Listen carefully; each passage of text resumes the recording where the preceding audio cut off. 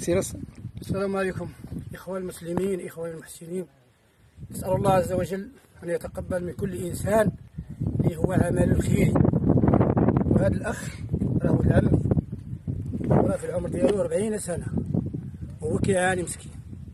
دوز واحد الفترة زمنية في مستشفى محمد الخامس بأسفي، هو كيسكن في دوار القدادرة جامعة الغيات، وتقريبا عنده واحد 25 سنة، هو معاق. كيجيبوا ليه شي اخوان الكروسه، ولكن الكروسه يعني ما كتعديش ليه دوك الطلبات ديالو يوميا، يعني كيدافعوا به الاخوان. هو مسكين دابا ما مجوج ما والو، في حاله يرثى لها. نسال الله سبحانه وتعالى من المحسنين يتعاونوا معه. والله سبحانه وتعالى يقول: والله في عون العبد ما دام العبد في عون اخيه، ومن يسر عن اخيه كربة يسر الله عليه كربة من كرب الدنيا والاخره. نسال الله سبحانه وتعالى.